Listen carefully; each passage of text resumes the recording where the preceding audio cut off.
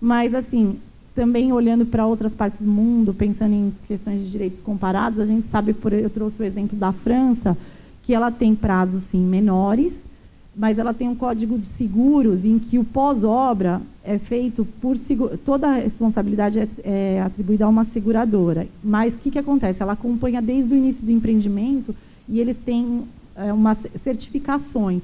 Eles fazem todo o acompanhamento da obra para verificar se as normas técnicas são atendidas e depois, no pós-obra, fica essa seguradora responsável por essas indenizações. Mas aqui no Brasil a gente não tem nada semelhante, isso não é usual, é muito pelo contrário, e é essa a grande questão que eu deixo.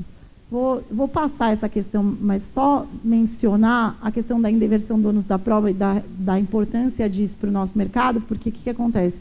A gente falou da responsabilidade objetiva durante o prazo da garantia legal, mas que não significa que não tenha que o adquirente comprovar o nexo de causalidade, e mais ainda, então, passado o prazo de garantia legal, da necessidade também do adquirente, do consumidor, fazer prova de que ele realmente não deu causa aos problemas que ele está reclamando.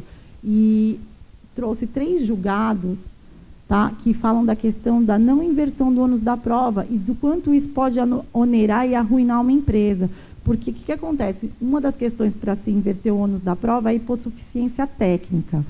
E, para determinados casos, a hipossuficiência técnica também é da construtora. Então, se, por exemplo, é reclamado um problema de ruído ou de outras questões mais relevantes que trariam, que para você fazer um levantamento, uma perícia técnica, seria muito onerosa para a construtora.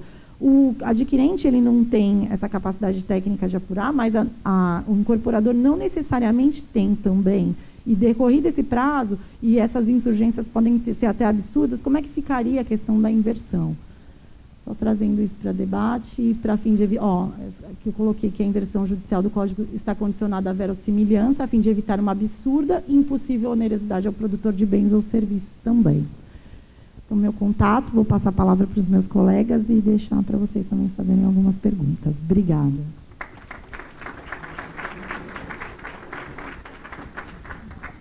Obrigado, doutora Carolina. Para que a gente possa cumprir o prazo, eu passo a palavra para a doutora Lavínia. Bem, queria desejar boa tarde a todos. Agradecer pelo convite, tanto a ADEME quanto ao Ciduscom, né? A organização do evento, que o evento está muito organizado, muito bem frequentado, e parabenizar os meus colegas. Doutora Carolina, sua palestra foi maravilhosa, realmente acredito que cumpriu o propósito, né? E conseguiu harmonizar, já que o público ele é tão variado, então temos advogados, engenheiros, administradores, corretores, e realmente acredito que conseguiu conciliar tudo para termos essa noção. Agradecer também você, Pedro, por estar moderando esse debate aqui com a gente. Acho que a doutora Carolina deixou muitas reflexões, né, que eu também não sei se eu vou conseguir responder ou não, porque eu queria, na verdade, contextualizar um pouco, para poder até responder e, de repente, colocar aqui a minha opinião, contextualizar um pouco a questão dos vícios construtivos e da própria responsabilidade dos fornecedores, dos construtores, perante os consumidores e perante donos de obra, porque os vícios construtivos, eles vão se aplicar, a gente pode estar diante de 2 tipos de relação. Uma que é a relação de consumo, aplicável ao CDC, quando a gente está diante de um consumidor, de um destinatário final, né, do produto, ou nesse caso, do serviço também. Mas é possível ainda a aplicação apenas da legislação do Código Civil, né, sem aplicação nenhuma do CDC, quando estamos diante, efetivamente, de donos de obra, né, mais particularmente que, um exemplo, que contratam... enfim, que contratam um empreiteiro para poder construir determinadas casas, enfim. Ou ainda, que ainda se aplica o Código Civil perante condomínios. Então, os vícios construtivos, eles não têm exclusividade de onde vão ser aplicados, né? Eles vão depender muito mais, eles estão ligados à construção e não necessariamente ao tipo de relação. Mas o tipo de relação influencia diretamente na legislação que vai ser aplicada. Porque se a gente está diante do Código Civil, nós temos relações que são equiparadas, né? Pessoas que podem negociar livremente, pessoas que podem se basear, têm condições de correr atrás de noções técnicas, de contratar profissionais que prestem algum tipo de consultoria. No entanto, quando a gente está diante de uma relação efetivamente de consumo, existe toda uma noção prévia de vulnerabilidade do consumidor, que é reconhecida pela Constituição, pelo CDC, né, pelo Código de Defesa do Consumidor, porque o consumidor, como destinatário final, ele realmente não tem as mesmas condições que uma construtora, que um engenheiro, para entender todas as minúcias da obra. E é por isso que a ele se dá uma proteção muito maior, né? Se dá uma proteção muito maior, seja começando pelo reconhecimento da vulnerabilidade e chegando até a responsabilidade objetiva, que é aquela responsabilidade que independe de culpa. Então, assim, ninguém, havendo uma relação de consumo, não se questiona se houve culpa ou não. Há responsabilidade. Então, assim, mas eu não tive culpa, meu engenheiro não teve culpa, foram coisas que fugiram da nossa possibilidade. Há responsabilidade objetiva, porque ela independe de culpa. E foi isso que a gente estava conversando lá dentro, que, assim, apesar da responsabilidade ser objetiva e a culpa, ela não ser relevante para que o construtor ele tenha essa responsabilidade pelos vícios construtivos, ainda assim é necessário, indispensável, a prova do nexo causal. Então, é indispensável que haja a ligação entre o vício construtivo e o dano. Porque, senão, a gente não pode falar nem de nenhum tipo de responsabilidade, nem subjetiva e nem objetiva. E com relação, né, partindo agora para a questão dos vícios especificamente. Por que, né, assim, fazendo uma análise de fundamentação mesmo do CDC, por que existe essa responsabilidade também no tocante aos vícios? Por que isso é tão importante? Porque existe uma teoria, a teoria do risco-proveito, que diz o seguinte: se você tem os bônus de determinada atividade econômica, você também tem que ter o ônus e se responsabilizar pelos danos causados a quaisquer. E quando eu digo quaisquer pessoas, eu gostaria de ressaltar que o conceito de consumidor perante o CDC, ele é muito grande. Não é só aquela pessoa que adquire, né? O que utiliza o produto ou serviço também é considerado consumidor. E todas as vítimas de eventos também são consideradas consumidores. Então, assim, é uma gama muito ampla de possibilidades de vícios construtivos causarem danos. Então, a preocupação, particularmente do CDC, ao fazer a diferenciação entre vícios e defeitos, que a doutora Carolina mencionou, que no fundo não existe, como ela se reportou, não existe no Código Civil, mas existe no CDC, é com relação a de que os vícios, eles não causam danos, os defeitos causam. Então, assim, se você entrega uma residência com uma pintura mal feita, isso é um vício. Mas se você entrega uma residência em que há um desmoronamento, por exemplo, isso já é um defeito, porque isso afeta a segurança e afeta e causa danos aos consumidores.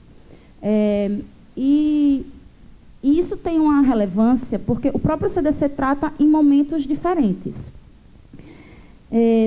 O vício, de uma maneira geral, ele termina sendo muito amplo no âmbito da construção civil, porque ele pode ser de diferentes matizes. A gente pode estar falando de um vício construtivo que pode ser decorrente da própria inexistência de um projeto.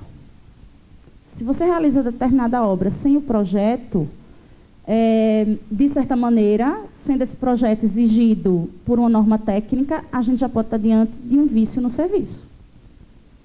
Então, já pode causar responsabilidade. Outro vício no serviço, no construtivo também, e no serviço de construção, diz respeito a você entregar uma coisa que objetivamente não cumpre o papel que legitimamente se espera dela. Então, você entregar uma casa cheia de vazamentos e infiltrações, então existem julgados desde 2003 do STJ, informando que isso compromete efetivamente a habitabilidade.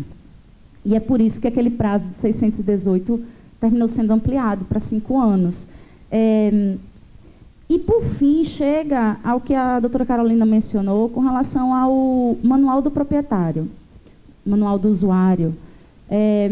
Todas as informações têm que constar nesse manual. Na hora que vocês forem elaborar, né, enquanto construtores, na hora que vocês puderem orientar, enquanto engenheiros ou corretores, a elaboração desse manual é importantíssimo que vocês tentem fazer da maneira mais completa possível e imaginável. Existe um caso, né, nos Estados Unidos que demonstra a importância do direito à informação e que causou lá uma condenação de milhões. A gente não tem esse tipo de condenação aqui, mas alguns, principalmente os advogados, já devem ter ouvido, mas não sei se... Eu acho que a maior parte... Alguns engenheiros aqui talvez não tenham ouvido, que é com relação a uma situação em que uma velhinha, no estado frio lá dos Estados Unidos, ela comprou um micro-ondas, né? E micro-ondas realmente é uma coisa maravilhosa, né? Se a gente for imaginar a nossa vida sem o micro-ondas e com o micro-ondas é completamente diferente. E ela tinha um gatinho que ela amava, um gatinho, ela era o gatinho de... Assim, a companhia dela, né? Sozinha com o gatinho, era tipo o filhinho. Estava muito frio, ela deu banho e botou o gatinho para secar no micro-ondas. O gato morreu, obviamente. Né? O gatinho morreu. Morreu, aqui dramaticamente falando, morreu diante dos olhos dela. Morreu diante dos olhos dela. Então, ela processou a empresa de micro-ondas porque não constava no manual de uso do micro-ondas que não podia colocar animais domésticos lá dentro. E ela ganhou milhões. Ganhou milhões. O direito à informação, a gente não deve... Quando vocês forem preparar o manual, vocês não devem pensar em vocês. Não é só homem médio. Só que entende um pouquinho de engenharia, que entende um pouquinho de tudo. Você tem que pensar naquele que não entende de nada. E que precisa ler o manual para poder ver questões básicas, que para você pode ser óbvia, para outra pessoa pode não ser. Então, assim, qual é o conselho jurídico para um manual de usuário? Seja o mais cuidadoso possível, o mais minucioso possível, porque isso faz parte do direito à informação, do princípio da transparência que rege todo o CDC. E aí, a falta da informação, ela pode gerar responsabilidade objetiva. A mera falta da informação. A falta da informação, inclusive, dos riscos que podem ocorrer. Bem, aí vou chegando aqui na questão que a doutora Carolina mencionou do mau uso e manutenção, que foi algo que a gente também conversou junto com o Pedro. Bem, particularmente com relação aos prazos de garantia de manutenção, eu acho importante a gente destacar de quando ele começa a correr. Juridicamente, a gente fala de termo a quo, ou seja, do início do termo. Qual é o início do termo? O início do termo é quando você adquire determinado... É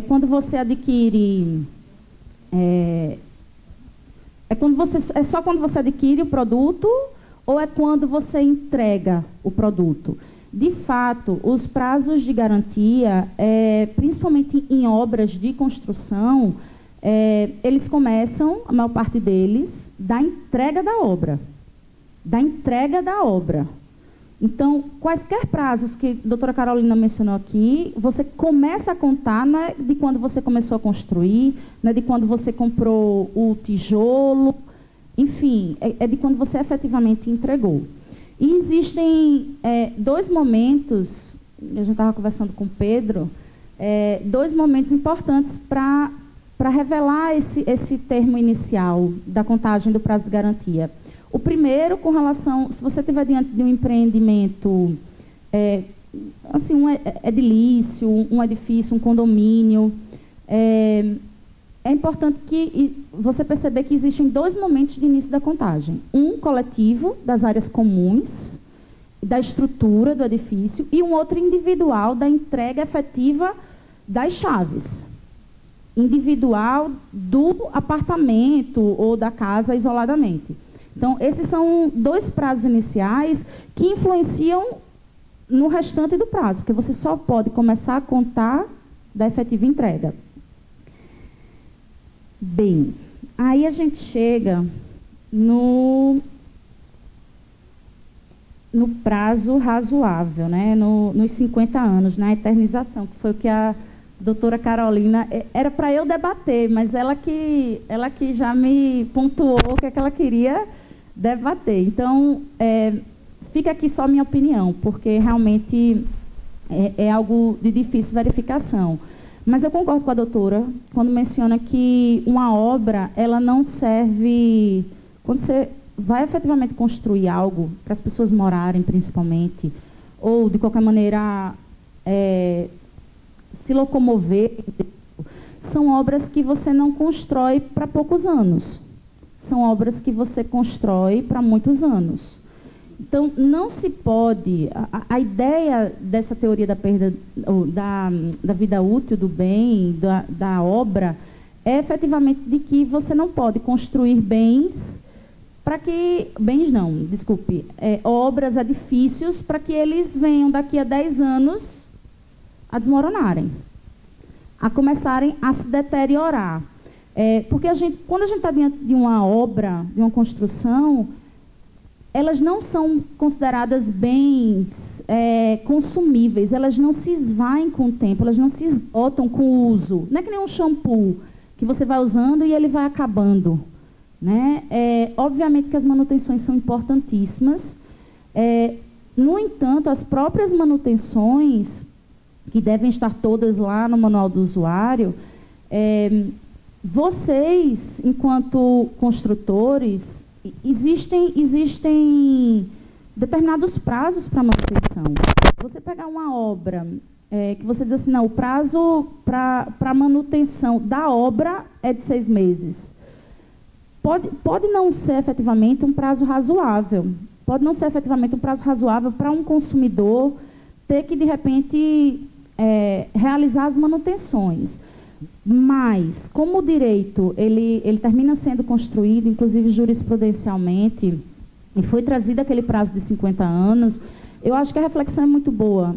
Esse prazo, né, é um prazo razoável para uma obra, para um edifício, para uma casa, para ela durar? É um prazo razoável? Né? Se você vai pagar a construção de uma casa, você espera, ou de um apartamento, você espera que ele dure quanto tempo? Essa é a pergunta, né? Porque aí a gente vai estabelecendo uma noção do que é um prazo razoável. Será que 50 anos é demais? Que eu acho que é isso que causa na gente talvez esse incômodo de que 50 anos é muito tempo. Será que menos seria o mais adequado? Enfim, eu acho que trabalhar com noções de conceitos indeterminados, de prazos razoáveis, faz mais sentido, né? E aqui eu sei que tem muita gente do Poder Judiciário, então faz mais sentido trabalhar com conceitos indeterminados, em que a gente vai verificar caso a caso, do que com com prazos gerais fixos e absolutos de 50 anos, que podem causar um incômodo geral com relação a esses prazos. Bem, e para finalizar, estou já finalizando, eu queria sugerir, na verdade, com relação aos vícios construtivos, eu queria sugerir três itens que poderiam facilitar, tanto juridicamente, né, o setor jurídico de vocês, quanto também facilitar para o próprio consumidor, para a própria visão do consumidor. Um deles, inclusive com relação aos vícios construtivos, melhorar os serviços de atendimento aos consumidores. Não apenas com pessoas capacitadas em engenharia, né, com engenheiros, mas principalmente com pessoas capacitadas em negociação. Com pessoas que saibam conversar, dialogar e ter uma aproximação melhor com os consumidores. Porque boa parte deles reclama porque não entende. Então, quando ele, efetivamente, ele tem uma relação de comunicação respeitosa, que ele se sente ouvido e é explicado para ele determinados vícios, fica mais fácil na hora de negociar quaisquer soluções que podem vir a obter resultados, e na verdade a maioria delas obtém resultados ganha-ganha para o consumidor e para a empresa. A exemplo do que o Gama falou, né? O contrato bom é aquele que é bom para o consumidor, né? O resultado bom, mesmo com o vício construtivo, que nós sabemos que todas as empresas, né, contratam as pessoas, então existem erros humanos. Mas mesmo com isso, vamos lá e vamos resolver. Então, se você tiver uma política de atendimento eficaz ao seu consumidor, tudo vai se resolver muito mais fácil. Existe, até porque se não se resolverem, já está acabando o tempo, mas eu vou conseguir. Se não se resolverem, já existe, por exemplo, julgados de diversos tribunais estaduais, no sentido de, além da reparação dos vícios construtivos, você ainda ter que pagar